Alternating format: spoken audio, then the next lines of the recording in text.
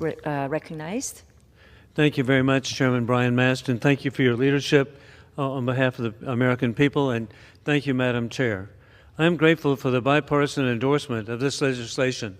It's bipartisan, Republicans and Democrats, it's bicameral, Senate and House, and the M.E.G.O.B.A.R.I bill, which promotes the people of the very brave people of the Republic of Georgia.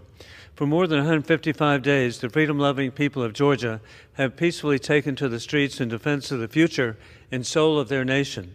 They drape themselves in the flags of the United States and carry posters of our President Donald Trump as an indication of their love and affection for freedom and democracy. Their will is clear. They will not allow the illegal regime of the corrupt M.E.G.O.B.A.R.I to drive their country into ruin and be a dependency of the failed Soviet Union. Georgia is a Black Sea nation that has always prized its hard-won freedom.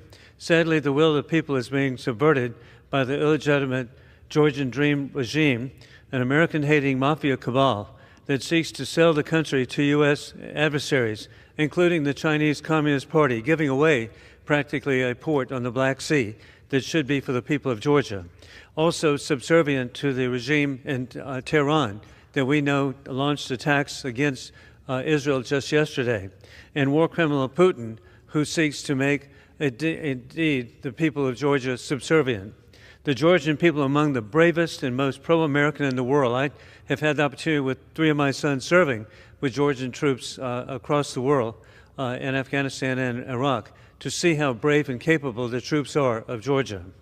Georgian troops have fought alongside American troops in the global war on terrorism and has no limits on their assignments that they would undertake bravely and competently. In 2020, I was grateful to lead the Republican Study Committee National Security Report under then Chairman, now Speaker Mike Johnson, calling for sanctions on Ivanishvili. Republicans saw the threat then posed by this thug and his cronies. Georgian Dream has moved swiftly to criminalize association with America since the election of October 26. It rejected bids by American companies for construction of their strategic deep-sea port to the Chinese Communist Party. Every major building contract over $100 million U.S. have been awarded to the Chinese Communist Party or affiliated companies, or state-owned companies of the Chinese Communist Party. This blocks America from the Middle Corridor and cuts off land access to critical minerals in Central Asia, which additionally want to be friends of America and friends of Western civilization.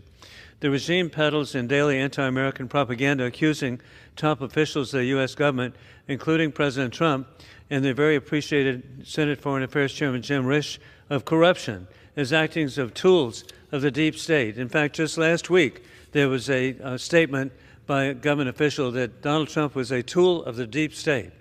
As Trump administration State Department spokesman Tammy Bruce said, quote, regarding the continuing anti-democratic actions taken by the Georgian Dream government, as Vice President J.D. Vance said in Munich, you cannot win a democratic mandate by censoring your opponents or putting them in jail, nor can you win one by disregarding your basic electorate on questions like who gets to be part of our shared society, end of quote.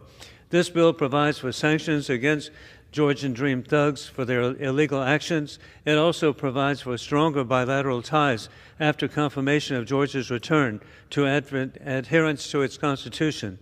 I urge support for this legislation for the mutual benefit of the people of Georgia and the people of the United States. I yield back.